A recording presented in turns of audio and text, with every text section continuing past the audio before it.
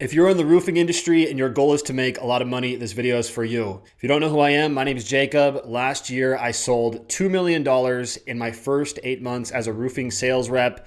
And in this video, I'm gonna be walking you through the exact process that allowed me to do that. So let's get into it. All right, just a little proof real quick. Here's me on the left in my gear up on a roof, doing a roof inspection. This roof is really messed up. On the right here, you can see, here's my pre-tax total. When I crossed 2 million, I took a screenshot of my project closeouts. So really the 5 primary things that allowed me to sell 2 million in my first 8 months was number 1, getting enough lead flow and shots at bat. You don't have enough leads, if you don't have enough appointments to actually get better at sales and improve your craft, you're not gonna get better, and it's gonna take a lot longer. And so if you're out door knocking and if you're out spending a lot of time hunting rather than farming, it's just gonna be slower. Number 2, asking the right questions. I know this is just kind of something that gets thrown around a lot, but asking the right questions, meaning knowing why you're asking the questions and asking questions specifically to extract the right information out of the prospect to help you sell them better, okay? So that you can sell them for their reasons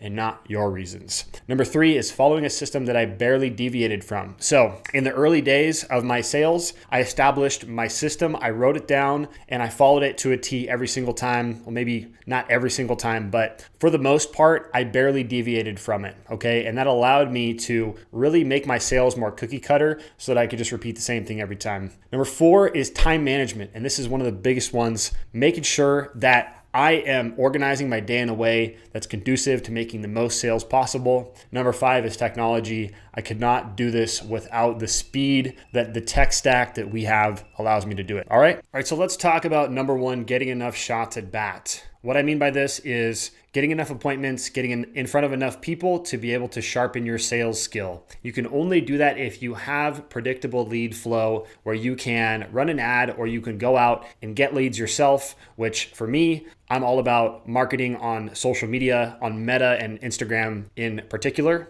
As you can see on the screen here, I ran my own ads, I sold my own jobs, I ran my own jobs the whole way through, and I could have only done that. I only was able to do this, sell $2 million, because I had the skill of marketing. So I come from a little bit of a background in running Facebook ads and Meta ads. I know how to do it. I know what works. And because of that, I was able to start by running my own ad campaigns. I went out and filmed these videos. I edited them, I ran them, and the same ad ran for 6 to 7 months. And it predictably brought me leads every single day that I could book into my calendar. So learning marketing as a skill in general is one of the greatest things you can do for yourself and your business and for your life, because it can unlock so many different doors for you, not just with your business, but everything else, okay? And if you're better at marketing, it also makes you better at sales. So also, when a lead comes in, you want to book them in within 5 minutes. You want to call them immediately. And what I'll do is when I see a lead form come through or any type of form come through, I'll call my lead and I'll say, hey, this is Jacob with SRS Roofing. I just saw your information come through. I wanted to reach out and see how I can help. That's what I say without fail every single time. And I get them into the appointment. I book them in for the following day, and I write up their estimate beforehand, and I go and close the deal, okay? Follow-up game. If they don't respond first, you always follow up, okay? This is something, a lot of you guys already know this, but follow-up is a huge portion of this. If you call them and they don't respond immediately, you want to send them a text saying, hey, name, I saw you just booked your information in. I just tried calling. Did I get the right number? Question mark. Also, social media is your greatest tool. All right, now we're talking about running Facebook ads and Meta ads, but building up your own personal brand as the local roofing guy. Because people know me as the local roofing guy in my area because they see me online. And then when they go to my page, they see all of my content on my page. And I have built up my own personal brand as a local influencer, if you want to call it that, for roofing. And through that, it builds trust, makes sales easier. Okay, so predictable lead flow really comes from learning that marketing skill or some type of marketing skill. Doesn't have to be this one. This is the one that just worked for me really well. So number 2 is asking the right questions during the sales process to extract the information that we need that will allow us to sell the prospect for their benefit and not for our benefit. Does that make sense? So the info that we actually want from the prospect is, number one, how urgent is this for you to get done? Now we can ask that. It's a kind of a little bit of an abrasive question. Instead of asking that outright, I would prefer to ask these following questions, like how long has this issue been going on for? Have you explored fixing this in the past? When you do find the right contractor, how soon would you be wanting to get your project started? Okay. And the reason why we want to ask these questions is to gauge the urgency of the prospect. Because if you've been in roof sales for even a couple weeks and you've done some appointments, you will find that some people are at different stages of urgency. Some people aren't ready just yet. Some people are way more ready. And depending on how you conduct your sales conversation and presentation, you can make it more urgent for them. Okay, so we want to ask those questions. Number two is, who am I competing for with your business? Can't really ask that. I like to ask, have you had anybody else come out to take a look at it just yet? Because I want to know who my competitors are, because I know what XYZ Roofing is charging, I know what ABC Roofing is charging, and I know how to strategically place myself above them, not just with price, but with quality of products and service. All right. Number three, I want you to buy from me because our products and services are better than our competitors. Now, instead of saying that, I like to ask questions like, have you done any research on roofing products when it comes to longevity and quality differences? Or do you know what you're looking for when it comes to choosing the right roofing contractor for your project? Okay. I ask these questions because upon their response, I will go into a little bit of a spiel about knowing the differences between a cheaper product versus a more expensive product. The reason why it's more expensive is because sometimes you can get 10 to 15 years of life out of some better products, depending on the variables of the weather and whatnot, and spend $3,000 over the course of 10 to 15 years instead of having to buy a whole new roof is a lot more worth it for most people. Lastly, which package is this person most likely to buy? I want to figure out where they're at as far as what their goals are with the home. Some people are going to want a better package, a higher tier package, because they're going to be living in the home for longer. They're going to want something that's going to last them longer. And we build our packages based off of longevity and quality, right? So I'm going to ask some questions like, what are your long-term goals with the home? Is this your forever home? Or are you planning on keeping it as a rental and moving it out eventually? Or is this the last stop for you? Is this the last, is this your final resting place, I guess, if you're 65 plus? The people who are more elderly might spend a little bit more money because they just want to buy one last roof. This is going to be their last roof, right? And so this is some of the info that I really want, and these are some of the questions that I ask. But the gist of this is you want to craft your questions in a way that extracts the right information out of your prospect so that when you get to the close, you can sell them for their reasons and not your own. Next, I want to talk about my system. So I followed a system that I barely deviated from in the early days of my sales processes. I recorded everything. I wrote it down in a document. I eventually turned it into this map here. And this is the map we use for all of our franchisees. It's a franchise company. We're starting locations all over the United States. By the way, if you are a roofing entrepreneur, a salesperson, a project manager, and you're wanting to start your own thing with all of the right systems and processes in place as far as marketing, sales, operations, and finances, there's a link in the bio that you can go apply to be a franchisee if you'd like to. But let's continue. So here's my process,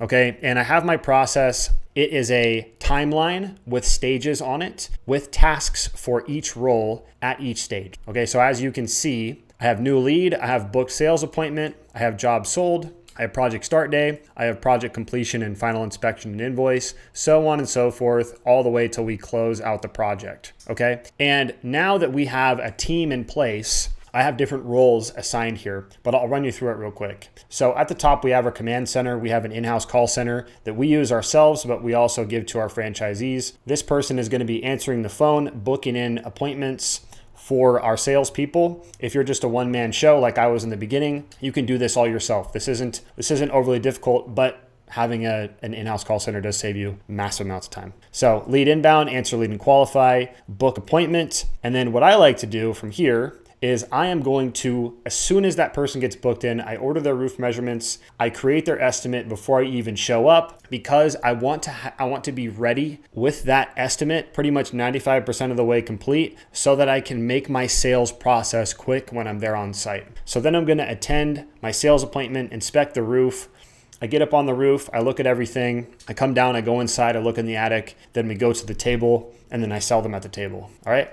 So then I collect the invoice, I schedule the job inside of our CRM system. I'm going to order the material on the same day. I create the work order, I send it to the crew, and I schedule the project. Upon the project start day, I'm going to check on the materials and make sure everything is there that I ordered. And if they're missing anything, that I get them that. When the project is complete, I show up on that final day when the crew is finishing up, making sure that they did everything correctly. I'm gonna do my final quality check inspection, and I'm gonna submit that to my documents. Then after that, I'm gonna job cost all my expenses as they come in from the supplier, from the dump, from my subs, and then I'm going to submit my job closeout form into my documents. And then I get paid out on the final project closeout meeting that we have every single Thursday. So again, this is my process. This is what I never deviate from. And this is what has allowed me to streamline everything and make things super cookie cutter and make tons of sales. All right, so number 4, and the biggest one I would argue, is time management. Once you have all those other pieces dialed in, then it becomes, how do I organize my time in a way that is most conducive to make the most sales? And as I went through and learned about this, I realized how much time I was wasting by not creating a schedule for myself that was based around making the most sales. And what I realized is, in the morning, the crews needed me the most. That's when I would get the most calls from the crews, and when I needed to be at my desk to help them. Then in the afternoons, I could focus more on making sales, showing up to appointments.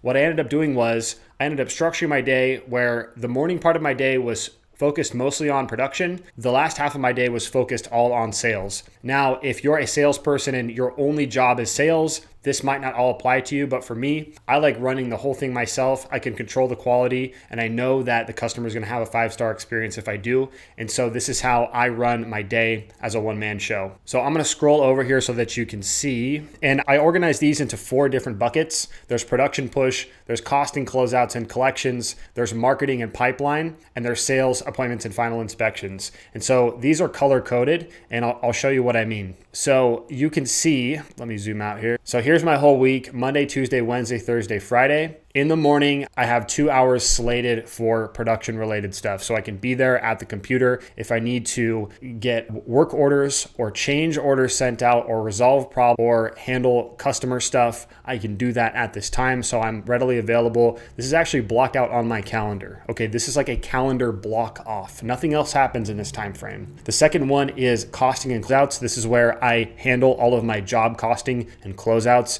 so that I could push those jobs that are 90% of the way completed into being completely closed out so that I can get paid out for them. All right, so I delegate an hour. Now that we have Proline CRM, this makes it super fast. I might even just make this 30 minutes. And then marketing and pipeline, this happens right here. This is my marketing time, right? So I might be making videos, I might be pushing content, I might be out knocking on doors. If I am making content, I might be out knocking doors on the jobs that I've sold previously. And then finally, the green, of course, is my sales and final inspections. And this is where I'm meeting with homeowners, closing deals, attending sales appointments. I'm clover leafing, I'm knocking on doors. And this happens from about 2 p.m. to 7 p.m. And I will do this Monday through Friday and then all of Saturday. All right. And so this is when I book my sales appointments. This is when I schedule people too. So I'll be making sales at this time, and I'll also be doing prospecting at this time as well. And so this is how I organize my week. I take Sundays off typically, and I work from 8 a.m. to 7 p.m. typically. So if you don't organize your time in a way and actually block your calendar off, whether you use Google, whatever you use for your calendar system, if you're not actively blocking it off and sticking to these times, you'll find yourself feeling like you're in a washing machine where chaos is bringing you left and right and you're being pulled in all these different directions. You have control over your time. You are the one who has control over it. You have to say no to the things that don't serve you at that time and yes to the things that are going to push your jobs forward. So this is how you do it. And this is one of the most important pieces. I wish somebody would have drilled this into my head early on, because this is what really held me back from making even more sales than I did. And last but not least is the technology. I could not have made as many sales as I did without creating this tech stack that compressed my sales time significantly so that I could focus on other sales, where these apps all tied together are going to be doing a lot of the heavy lifting for me. So you might recognize some of these icons on here. High level right here is our front end call center. This is where all of our inbound leads from calls, any lead source we have online is going to run through High Level first. And this way we can have lead level tracking. We know where our leads are coming from. And this is what we use for our franchise so that everybody has visibility on where their leads are coming from and we can give them a front end call center. So this is where everything runs through. This is the first interaction. And then what it's going to do is go into the Proline CRM. By the way, Zapier is a automation connection platform that connects all these apps together to make it seamless. So I'm just going to kind of move this out of the way here, but this is the glue that holds everything together. Now, I really want to make an effort here to point this out, this CRM. So you probably heard of Job Nimbus, you probably heard of Acculinks, you probably heard of Service Titan, whichever one you use, right? I've been in all of them. And Proline, this CRM, this icon here is by far the best. Proline does the majority of the heavy lifting in this entire tech stack. Proline just automates everything for us. It makes everything super streamlined. It's probably cut off at least an hour of time in every single lead sales process, which over time is going to stack up and bring us dividends. It's an amazing CRM. So I can't say enough good things about Proline. Also, you can embed RoofScope or any kind of roof measurement software into that. It's going to pull that in. It's going to auto-generate your quotes for you. It just makes it super streamlined. All right. So additionally, we use Mercury Online Banking, so we don't have to go to in a brick and mortar bank location. We can just deposit checks online. It makes it super smooth. And of course, Books is the last one. So without a tech stack like this, especially with your CRM doing most of the heavy lifting when it comes to automation, work orders, quoting, job costing, and pricing, there's so many aspects of the job that when you have a system that automates all of the repetitive processes for you that you would normally do in your business,